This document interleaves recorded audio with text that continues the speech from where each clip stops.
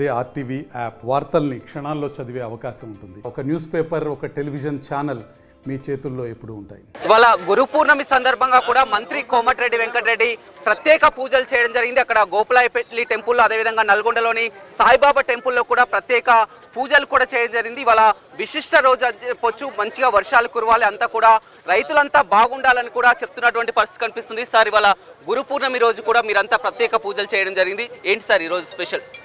ఇది ఆషాఢ పౌర్ణమి సందర్భంగా గురు పూర్ణిమ రోజు. ఇది దేశ యావత్ లక్షలాది మంది, కోట్లాది మంది పండుగ జరుపుకుంటున్న ఇది ఈరోజు ప్రత్యేకంగా సాయి సన్నిధికి పూజలు చేస్తూ గురుభక్తిని చాటుతూ ఉదయం 3 గంటలకు వెళ్ళి 4 గంటలకు వెళ్ళి ఈ పూజా కార్యక్రమాలు స్టార్ట్ అయినాయి.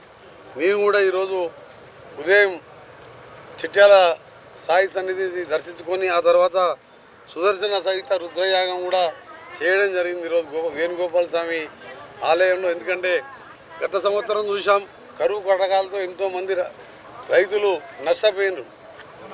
గత 4 ఏళ్ల కింద వచ్చిన కరోనా మహమ్మారి 100 సంవత్సరాల తర్వాత లక్షలాది మంది చనిపోవడం జరిగింది, అప్లపాలు కావడం జరిగింది. నేను ఒకటే ఈ గురు పూర్ణిమ సందర్భంగా భగవంతుని ప్రార్థిస్తేది మానవాళి అంతా కూడా మంచి జాగ్రత్తగా ఉండే విధంగా వారికి ఆశీర్వదించాలని, అలాగే మన దేశంలో ఎవరి మతం, ఎవరి దేవుణ్ణి వాళ్ళు పూజించుకోవచ్చు, ఇతర మతాలని ద్వేషించకుండా అందరం కలిసికట్టుగా ఉంటూ ఈరోజు గురు పూర్ణిమ అంటే ఈరోజు చెప్తున్న భారతదేశం కాదు, ప్రపంచంలో ఉన్న హిందువులందరూ చేసుకుంటారు. అందుకనే మన దేశంలో ముఖ్యంగా మన రాష్ట్రంలో వచ్చిన కరువు గత సంవత్సరం మళ్ళా రాకూడదని ఆ దేవుణ్ణి ప్రార్థిస్తూ సకాలంలో ఇప్పటికే మేము ఎప్పుడైతే పంట రుణాలు 1,00,000 రూపాయలు మాఫీ చేసినామో ఆ రోజుకెళ్ళి వరుసగా వర్షాలు పడుతున్నాయి. 15 రోజులలో మరొక 1,50,000 రూపాయల రుణాలు మాఫీ చేస్తున్నాం. మళ్ళీ ఆగస్టు 15 లోపు 2 లక్షల లోపు రుణాలు. ఒక చిన్న రాష్ట్రంలో 32,000 ఏకకాలంలో రుణమాఫీ చేయడం, ఇది నిజంగా ప్రజాప్రభుత్వం, ఇందిరమ్మ ప్రభుత్వం, ఇది రైతు ప్రభుత్వం చెప్పడానికి ఇది ఒక నిదర్శనం. మా గౌరవ ముఖ్యమంత్రి గారు, మేము సీనియర్ మినిస్టర్లు అందరం కూర్చొని దుబారా ఖర్చులు పెట్టకుండా రైతులను అప్పులకెళ్ళి బయటపడేయాలని, నిరుద్యోగులకు స్కిల్ డెవలప్మెంట్ యూనివర్సిటీ పెట్టబోతున్నాం. అంతర్జాతీయ స్థాయిలో రేపు అసెంబ్లీలో చట్టం చేస్తున్నాం. నల్గొండలో 20 కోట్లతో కలెక్టర్ ఆఫీస్ ఎదురుగా స్కిల్ డెవలప్మెంట్ యూనివర్సిటీ పనులు నడుస్తున్నాయి. ఐటీఐని 65 ఐటీఐలని టీసీఎస్ కంపెనీ 2,000 కోట్లు వాళ్ళు టీసీఎం అంటే కార్పొరేట్ సోషల్ ఫండ్స్ ఫ్రీగా వాళ్ళు కట్టిస్తున్నారు. సంవత్సరానికి 10,000 అంటే ఒక్కొక్క ఐటీఐలో 10,000 అంటే 65 అంటే 6,50,000 ట్రైనింగ్ చేస్తున్నాం. గవర్నమెంట్ ఖాళీలు 2 లక్షలు భర్తీ చేస్తూ ఐటీఐ పాలిటెక్నిక్ చేసిన వాళ్ళకు స్వయం ఉపాధి కల్పించే విధంగా చర్యలు తీసుకుంటున్నాం. ఇవన్నీ కూడా సక్సెస్ కావాలంటే భగవంతుని ఆశీర్వాదం కావాలి. అందుకని ఈరోజు సుదర్శన యాగంగా చేయడం జరిగింది.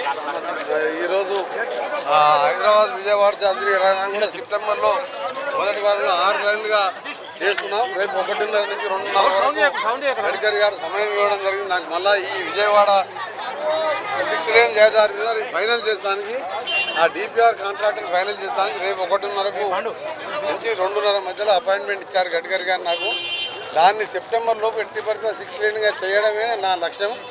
దాంతో మీరు రోజు 3-4 సరిపోతుంటే కొందరిని బతికేయాలని ఒక ఏడీపీ అనే సంస్థతో 6 కోట్లతో పని మొదలుపెట్టాం. మన 8వ తారీఖు అప్పుడే స్లాబ్ లెవెల్కి వచ్చింది. 60 రోజుల్లో పూర్తి చేస్తున్నా. అక్కడి నుంచి అవసరం ఎయిర్ అంబులెన్స్ పిలిపించి కూడా ఎవరైనా చివరి నిమిషం గోల్డెన్ అవర్ అంటే ఫస్ట్ మొదటి గంటల్లో ఎక్కడైనా హెడ్ ఇంజన్లు అయినా తీసుకుపోయి స్టిచెస్ చేసి వాళ్ళని బతికించేదానికి ఆ ట్రామా సెంటర్ కట్టిస్తున్నాను. సెప్టెంబర్లో 6 లేన్ పనులు కూడా మొదలు పెడుతున్నాను. సార్, నిన్న కేటీఆర్ గవర్నర్ని కలిసి కూడా తను కీలకమైన వ్యాఖ్యలు చేస్తున్నారు. మా ఎమ్మెల్యేని భయపెట్టి పార్టీలోకి చేర్చుకుంటున్నారు, గవర్నర్ని నిన్న కలవడం జరిగింది. అదేవిధంగా విద్యార్థుల మీద కేసులు పెడుతున్నారని కూడా ఆయన కేటీఆర్ ఆరోపిస్తున్నారు. ఇప్పుడు కేటీఆర్, కేసీఆర్, హరీష్ రాజు అలాంటి చెత్త పేర్లు ఈరోజు గురు పూర్ణిమ రోజు మాట్లాడితే నాకు కూడా నోరు ఖరాబ్ అవుతుంది. ఇవాళ ఢిల్లీలో ఎవరు ఉన్నారు జైల్లో, రేపు ఎవరు పరామర్శిస్తానికి పోతున్నారు. కాళేశ్వరం 2 లక్షల కోట్లు మా కష్టార్జిత మా పేరు మీద అప్పు తెచ్చుకొని కూలగొట్టినాము. అది రేపో మాపో గోదావరి వరదలకు అప్పుడే బీటలు వారింది. ఒక ఉద్యోగం ఇవ్వలేదు. ఇవాళ నల్గొండ హాస్పిటల్ చూస్తే మెడికల్ కాలేజ్ 5 ఏళ్ళకి మొదలైంది కాలేదు. ఎస్ఎల్బిసి సొరంగం బ్రాహ్మణవెల్లిలో నేను మొదలుపెట్టిన 12 ఏళ్ల కింద పూర్తి చేయలేదు.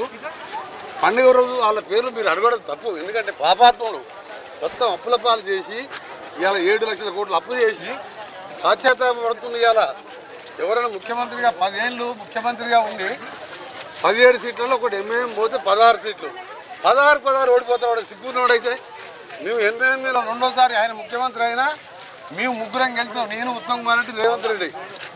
ప్రభుత్వం అప్పుడే ఆయనకి వచ్చింది. ఇవాళ ఒక సీటు గెలవాలి, 7 సీట్ల డిపాయిట్ పోయింది. సిరిసిల్ల గజ్వేల్లో కూడా మైనస్ వచ్చింది, సిద్దిపేటలో మైనస్ వచ్చింది. ఇక వాళ్ళు రాజకీయాలు మాట్లాడుకొని రాజకీయ దుకాణం బంద్ చేసుకొని ఆ సంపాదించిన దాంతో అక్కడక్కడ ఉండి ఆ బేలు తెచ్చుకొని ఇక్కడ ఒకటి ఏ దేశం ఆ దేశం పోయి బతితే మంచిది. కానీ అనంతరం కాంగ్రెస్ పార్టీని తిరిగితే ఇలా చూడండి, రైతులు ₹1,00,000 ఆయన ఇప్పుడు చేసిన మాఫీ, రేపు 10 లక్షల చేస్తున్నాం. 20 రోజులలో 2 లక్షలు చేస్తున్నాం. 7 లక్షల అప్పులు చేసి ఏం చేసినాం పైసలు? అందుకే రేపు పండుగ పూట నువ్వు తిట్టొద్దు అనుకుంటే తిప్పించినావు నన్ను.